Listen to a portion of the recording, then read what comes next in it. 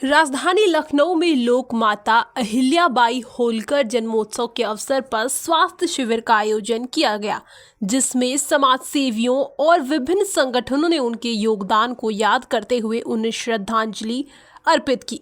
यह कार्यक्रम संत रविदास ज्ञान विहार प्रांगण में धूमधाम से संपन्न हुआ। Uma foundation, BAMCEF mission democracy, समन संघ एवं प्रगतिशील महिला एकता केंद्र के संयुक्त तत्वाधान में आयोजित इस कार्यक्रम में स्वास्थ्य शिविर भी लगाया गया, जिसमें मोटापा, डायबिटीज और ब्लड प्रेशर की जांच के साथ लोगों को स्वास्थ्य संबंधी आवश्यक जानकारी दी गई। चिकित्सकों ने उपस्थित लोगों को नियमित जांच और स्वस्थ जीवन शैली अपनाने की सलाह दी। कार्यक्रम में वक्ताओं ने लोक माता अहिल्याबाई होलकर के सामाजिक उत्थान, जन कल्याणकारी कार्यों और प्रशासनिक दक्षता पर प्रकाश डालते हुए उनके आदर्शों को आज के समय में अपनाने की आवश्यकता बताई। इस अवसर पर ओम प्रकाश, चंदन कुमार, उदयराज, अमरनाथ, बुद्धसेन गौतम, उमाशंकर, सरिता यादव, मंजुलता राव, राधेश्याम दिवाकर, विजय बहादुर एवं डॉक्टर पंकज सहित अनेक गणमान्य लोग उपस्थित रहे। नेशनल थर्मल पावर कॉरपोरेशन से रिटायर्ड 2019 में डिप्टी जनरल मैनेजर की पोस्ट से रिटायर हुआ और अभी मैं लखनऊ में ही निवास कर रहा हूं, कल्ली पश्चिम में। और ये जो संत रविदास ज्ञान विहार है, यहाँ की समिति में मैं उपाध्यक्ष पद पर हूँ। माता अहिल्याबाई का आज जन्मदिवस समारोह मनाया जा रहा है। उनसे हमें यह प्रेरणा मिलती है कि जो राजकीय सुविधाएं हैं वो जनता तक, सब तक पहुंचनी चाहिए, सर्विसेज सब तक पहुंचे। इसके लिए अगर हम इतिहास को पलटते हैं तो 26 जनवरी 1950 के बाद जब हमारा संविधान लागू होता है तो हम समता की यात्रा शुरू करते हैं। भारत में क्या पूरे विश्व में विषमता बहुत ज्यादा है, इतना गैप है कि एक आदमी की जिंदगी कितनी मुश्किल होती है और एक आदमी इतना ज्यादा संसाधन होता है कि वो बर्बाद करते रहता है, संसाधन उसके लिए मीनिंग नहीं रखता।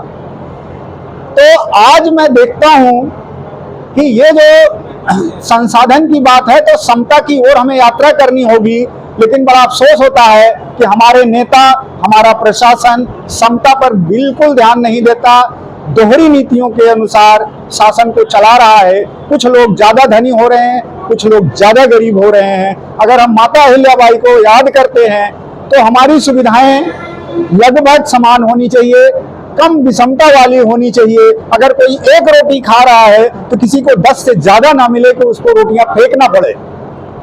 तो भारत में अगर हमारी बात कहीं पहुंचती है, हमारी बात को कोई नेता, मंत्री और प्रधानमंत्री सुनते हैं तो उनको यह ध्यान देना होगा कि जो धनाढ्यता है, जो धन का एक्युमुलेशन हो रहा है, जो धन इकट्ठा हो रहा है, वह उसकी एक सीमा तय की जाए।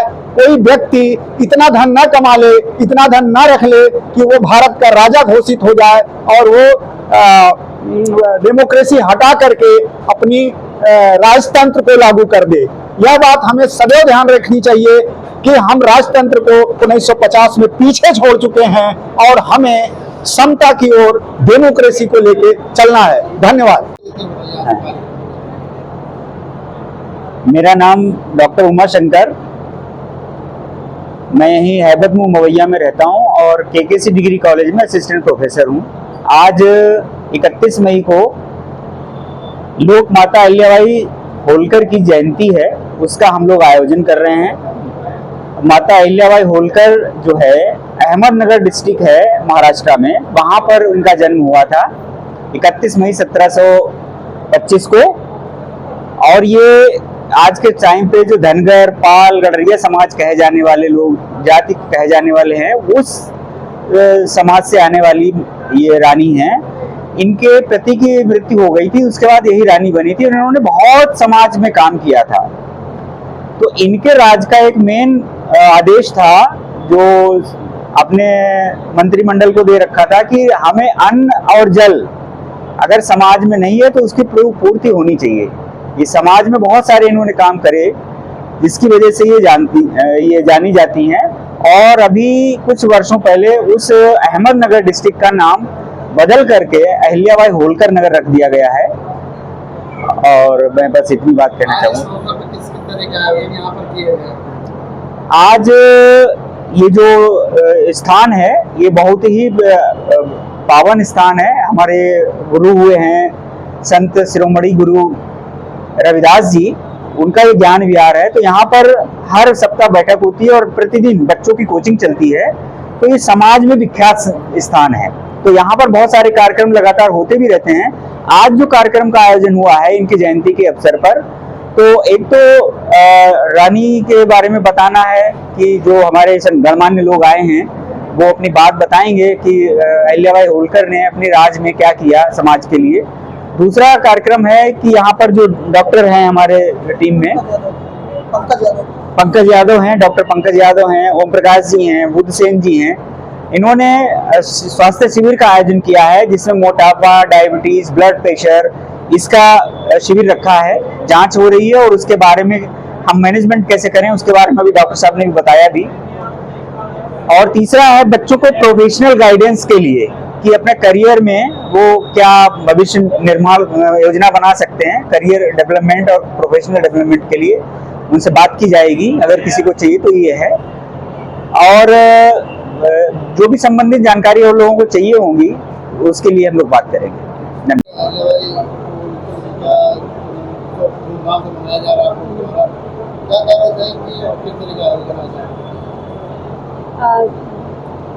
बताना चाहूँगी साथियों कि जैसे कि मैं अहिल्याबाई होलकर जी का आज जन्मदिवस मनाया जा रहा है, तो उनका योगदान, क्योंकि जैसे हम किताबों में पढ़ते हैं या हम गूगल खोल रहे हैं, गूगल पे पढ़ते हैं कि उन्होंने मंदिरों का निर्माण कराया, लेकिन साथ में हम ये भी पढ़ते हैं कि उन्होंने सती प्रथा के लिए जो महिलाएं थी, विधवा महिलाओं के लिए क्या कार्य किया, हम वो भी पढ़ते हैं। उन्होंने लड़के लड़के बच्चों के लिए स्कूल खुलवाए, हमें वो भी जानना चाहिए। और क्योंकि मैं हमारे कार्यक्रम संबंध रूप में हो रहा है अपने संत रविदास समिति में, तो बताना चाहूँगी जो हम महिलाएं हैं, महिलाओं के लिए पढ़ना लिखना कितना जरूरी है ये हमें अहिल्याबाई होलकर जी ने बताया। जो सावित्रीबाई फुले जी का योगदान रहा उससे मैं देखती हूँ आज के समाज में अगर देखें, आज के परिप्रेक्ष्य में देखें हम लोग, तो पढ़ा लिखा होना इसलिए भी जरूरी है क्योंकि जैसे हम देख रहे हैं कि जो ऊपर सब किताबें हैं, किताबों को बदला जा रहा है, तो सही ज्ञान होना, सही रास्ते पे जाने के लिए सही ज्ञान होना बहुत जरूरी है। नहीं तो अगर हम मेहनत भी करते हैं लेकिन हम गलत रास्ते पे निकल जाते हैं तो हमारा लक्ष्य गलत हो जाता है। तो इसलिए पढ़ाई लिखाई बहुत जरूरी है। अब हम इसी प्रेरणा से यहाँ आए हैं क्योंकि हम महिलाएं हैं और हम महिलाएं की टीम को संबोधित कर रहे हैं। तो हम ये कहना चाहेंगे कि जो अलग अहिल्याबाई होलकर जी ने जगाया, जो उन्होंने बच्चों के लिए पढ़ने के लिए जो योगदान दिए, स्कूल कॉलेज खुलवाए, हमें उनकी मेहनत को व्यर्थ नहीं जाने देना चाहिए और हमें अपने बच्चों को पढ़ाना चाहिए, हमें बताना चाहिए। सिर्फ किताबों के द्वारा नहीं, हमें ऐसे कार्यक्रम में आना चाहिए, जो कार्यक्रम आयोजन उससे आना चाहिए, क्योंकि किताबों से जो हम पढ़ते हैं उसमें बहुत कुछ ऐसा है जो कि हमें अगर हम बातचीत करें या उनके बहुत अंदर तक जाएंगे तो हमें समझ आएगा कि असली वो क्या चीज़ थी।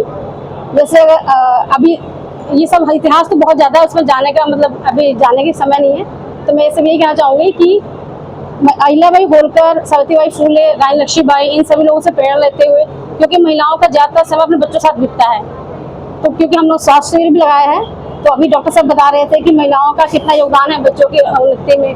तो पढ़ाई लिखाई पर ध्यान देने के साथ साथ हमें उनके स्वास्थ्य पर भी ध्यान देना चाहिए।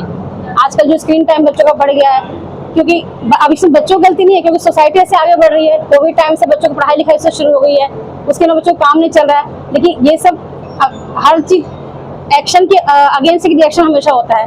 तो वो देखना कि जो बच्चे अगर मोबाइल से पढ़ना जरूरी भी है तो उनको कितने टाइम का देना है स्क्रीन, और उसके साथ क्या क्या सावधानी रखनी है। अगर वो स्क्रीन टाइम देख भी रहे हैं तो आगे उनको अपने स्वास्थ्य को करने के लिए वॉकिंग करना है, अपनी आंखों को बार बार पानी से धोना है और बीच में उनको उठना है, हर 10 मिनट 5 मिनट ब्रेक लेना है। तो ये सब चीज़ों को ध्यान रखेंगे। और बाकी जो हमारे कार्यक्रम रूप रखा है बाकी साथी लोग बताएंगे।